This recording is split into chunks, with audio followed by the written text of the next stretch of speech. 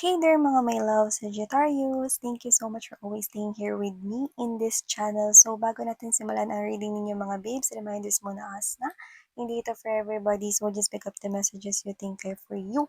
At kung feel mo na ang reading na to ay para sa'yo, then this reading might be really for you. And of course, we do not have any gender right here. So babae, lalaki, LGBT, cause watchers, all welcome here mga babes. Just take how this resonates. And at the end of the day, of course, you always have your free will. Malaya kayong gamitin yan. So yeah, no, hi and hello new subscribers. By the way, my name is Yan. Welcome dito sa channel ni Iti at sa mga returning subscribers. Thank you so much for the warm love and support ang binibigay nyo sa akin here. So yeah, let's go ahead and check these messages here. Messages you need to know right now coming from your angels and spirit guides. Let us thank them first, the Spirits and Angel guys, Archangel Michael, thank you so much for being present here in this reading. This is for my Sagittarian people. What do we have here for Sagittarius, please? Oh, may kakasal ba Sagittarius sa family? Yan. Yung iba, mga babes, no, wala kayong ikakasal na friend, family member, no? Ikaw ang nakikita ko rito ikakasal. This is your wish right here, no? And I'm seeing that there is someone here entering into your life. Or if you have here someone special already around you, expect some kind of a marriage proposal. I do see that it is leading to engagement. So, yeah, wow. So, let's see. Yung iba you might be thinking, no, na gusto niya rito mag-settle down. Magkaroon ng family here with someone you love. Or kung wala, there is someone feel special entering your life soon. Okay. Okay, so let's go ahead and check this for you. Saji. First energy we've got here for you guys is this Page of Cups. A cute offer of love. Someone here could be younger than you but doesn't have to be. But this person here is someone who has this creative vibe. Maybe magaling or marunong siya into paintings, oil paintings, any type of paintings here. Mural paintings could be visual artists, could be someone here no, na may talent when it comes to crafts, pwedeng sa pottery, clay making, no, Chris Cat, whatever, kung ano man yung creativity na yan. No? Pwede rin naman na yung mind niya is creative. Doesn't have to be na arts and crafts siya, pero pwedeng yung mind niya is literal na creative. This is the energy here of someone new. Sabi ko sa inyo eh. This is someone here na yung energy niya is very vibrant, very bright, and this is the type of person here no, na parang puro totoo, no? Like diretso, no? Like, hindi ko sasabi sinungaling siya, no? Like, yung totoo na diretso, yung direkta talaga, no? Na pag sinabi niya na, oh, grabe, ang saya ko ngayon. Talagang minimin niya yun, no? Talagang masaya talaga siya. So, whatever it is, I do pick up that this is someone here, no? Na very expressive sa kanyang emotions and feelings and very direct and very honest, very straightforward. And with the Page of Cups energy, this is an offer of cute love for you. Cute yan, miss yan, pero meant to last ba yan? I told you, diba?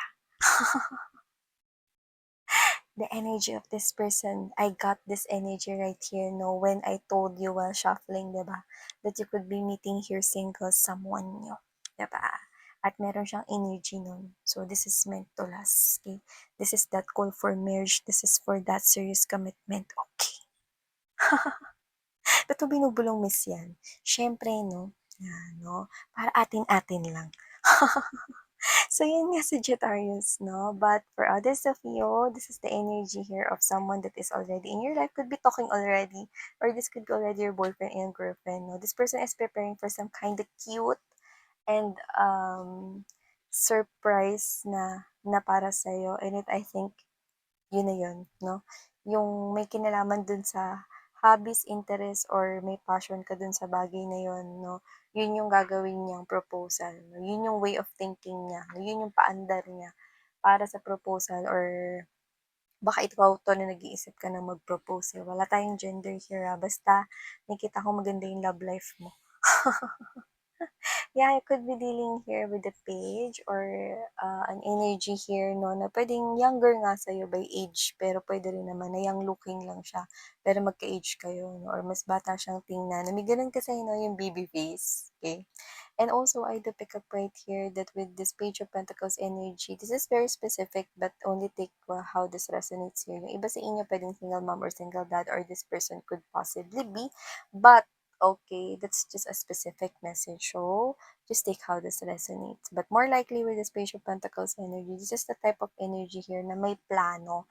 May planong pa-surprise, may planong love offer, no, sa iyo. So, nakikita ko rito that this could be someone new entering your life, or this could be an energy right here who already entered your life and you're already in a harmonious connection with this person. This person here is planning, no, pero hindi pa talaga siya as in totally nakakapag-decide, no. Meron na siyang mga naisip na ideas, no, on how this will make na maging more special. Pero nakikita ko rito na this person here is focusing on that, paying attention to that, kasi gusto niya rito maging happy ka. So, this is someone here na hindi niya pinagsisisihan na nakilala ka niya at hindi niya pagsisisihan na makikilala ka niya. Oh, ay go. Ang laki na talaga ng mga nakshes ko. Oh, so yun nga mga babes, no? Let's see more, let's see more. I'm seeing right here new opportunities when it comes to your money and finances. Huwag ka maglala kasi it will grow, but it will take some kind of time. But I'm seeing you receiving this. Wow, perfect combination.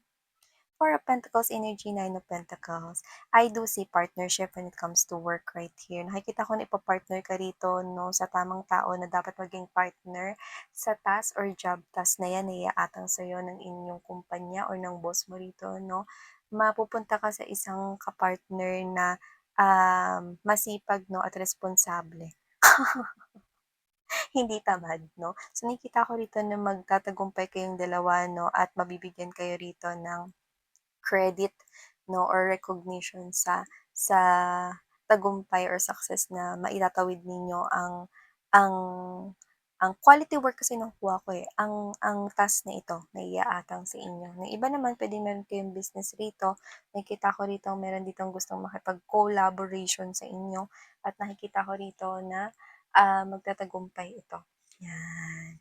And also I'm seeing, 'no, na kung sino man yung paparating sa'yo, stable siya, ha, when it comes to finances, 'no. Actually puwede ko ring sabihin na mayaman siya at dahil yun sa sarili niyang sikap, 'no. Hindi siya rito madamot at hindi rin naman siya rito yung matipid, pero sinisigurado niya, 'no, na bawat ini-spend niya ritong money is, alam mo yun, worth na pag-spendan, okay. So this is the person here who knows kung ano yung mga dapat na na i-prioritize na bilhin at yung parang hindi, 'yan. So this person here is someone that you can count with, no, when it comes to handling finances. This person could be someone here na bata pa lang, no, magaling na talaga siyang mag-ipon ng money or responsible na talaga siya. I think tinuruan siya ng parents niya, no, na mag-impok sa piggy bank, yung mga ganyan, or alkansya, kind of thing. And this person here is someone, no, na nakikita ko rito na 'pag meron talaga siya ritong sukli, 'no, nung maliit pa siya talagang tinatabi niya yun. Tas hindi siya humihingi sa parents niya kasi dun niya na lang kinukuha. Kunyari may kailangan ipa-xerox or i-photocopy before, 'no, this person here hindi na siya humihingi sa parents niya, 'no, kundi dun na lang, 'no, kasi marunong siya mag-ipon at mukhang dala-dala niya pa rin yun hanggang ngayon. So, nakikita ko rito that this person here, maaaring hindi kayo agad na, magkainlaban, 'no, puwedeng magkakilala kayo sa workplace or sa business na 'yan, 'no. Pero nakikita ko dito dahil parehas kayo ng mindset. Okay, na parehas ninyong gustong maging stable rito at maging successful sa inyong pinansyal. Nakikita ko rito na diyan na magsisimula, 'no? Nakaka-inlove kasi na gano'n yung pag-iisip ng isang tao, 'no? Yun yung nakikita ko rito sa kanyang thoughts, 'no? And I do pick up that you also want to have a very responsible man or woman in your life, and this person is embodying that, 'no? Tinataglay niya yung gano'ng klase ng katangian, 'yan, 'no, at nakikita ko rito na meron dito mga babes na gustong, um, gusto ritong lumapit sa'yo, namomroblema siya rito 'no. Kaya nga lang meron pa siyang atraso.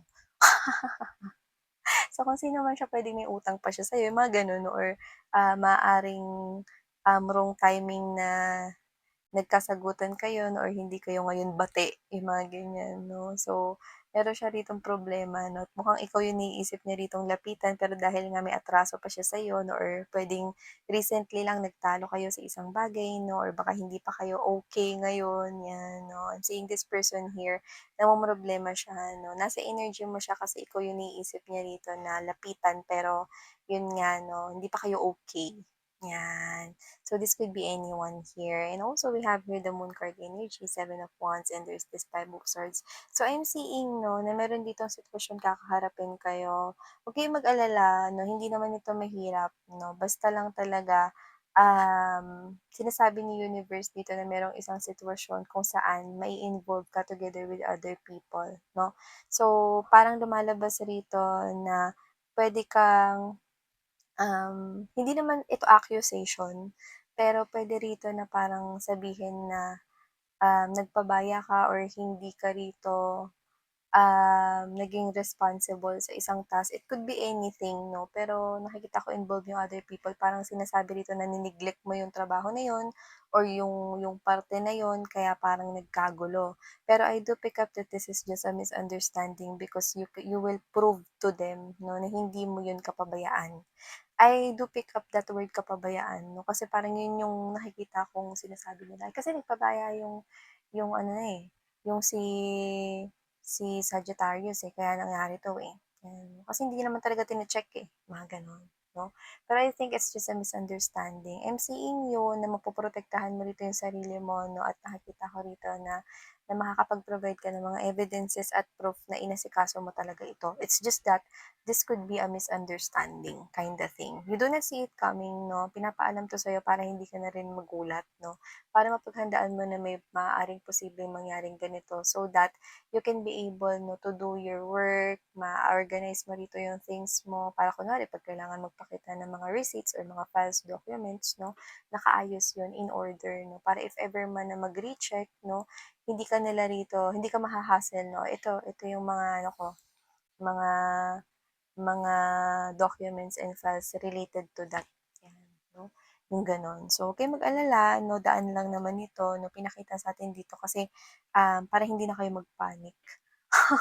Although hindi niyo naman kailangan talaga mag-panic 'no, pero nakikita ko kasi dito yung parang may mga tao, you know, people used to blame other people 'no, lalo na kapag hindi nila na nagagawa ng maayos yung quality or yung kalidad ng trabaho 'no, lalo na if you're working with a team, there could possibly be na puwedeng may ayaw sumunod 'no, or meron ditong may sariling mundo, gusto niya yung gusto niyang gagawin yung gagawin niya.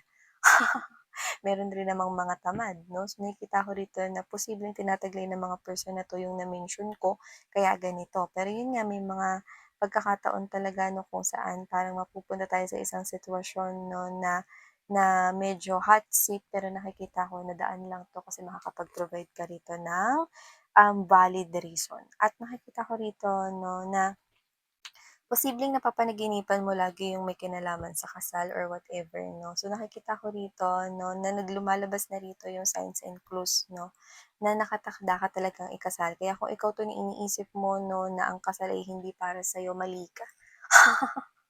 Kasi nakikita ko rito 'no, na nagse-send ng spirits and angel guides ng universe sa inyo, especially yung mga parang single diyan na feeling nila na pawala na sila sa kalendaryo or feeling nila umaandar yung age nila 'no, and they're not connecting here with anyone, then you're wrong because I'm seeing here that you will get married and your spirits and angel guides are really, you know, very determined to send you messages 'no, kahit sa dreams mo napapanaginipan ka may kinalaman sa kasal 'no, makita ka ng mga bulaklak na pangkasal, that wedding gown and everything 'no, that are, strong signs and clues 'no, na huwag ka daw mawalan ng pag-asa kasi there's someone for you. 'Yan 'no, at lumalabas na 'yun sa dreams mo. Okay, you could be talking with an wedding organizer, yung mga gano'n 'no, and you see yourself 'no, waiting, on the aisle or walking on the aisle, mga gano'n. So whatever the case may be, it's like the universe are sending you here messages that be patient, okay? divine timing is about to happen here in your life, okay? At yung iba naman, no, parang ano yun, spoiler alert. Kasi, 'di ba, maaaring mag-propose or ma-engage kayo with your special person this year. That's the energy, okay? Spirits are sending you spoiler already, no? And also, I do pick up right here that there is something here that you've waited patiently, okay? I think it has something to do with money. Okay, I'm seeing it happening here. So, it's a good news. That's what I'm picking up. Okay. Actually, hindi ko alam kung bakit good news yan sa'yo, pero parang hindi matutuwa dyan yung iba. Yun yung nakuha ko rito eh. Okay? Parang good news yan sa'yo, pero maaaring hindi yan ikatuwa ng energy around you or may energy na parang ayaw niya yan, no? Na mangyari for you. Yan. So, ano ba to? Isa na naman bitter. Yun yung nakikita ko here. So yeah, these are all the messages we've got here for you, Saji. Thank you so much, sweetheart. Sana ngayon love and light.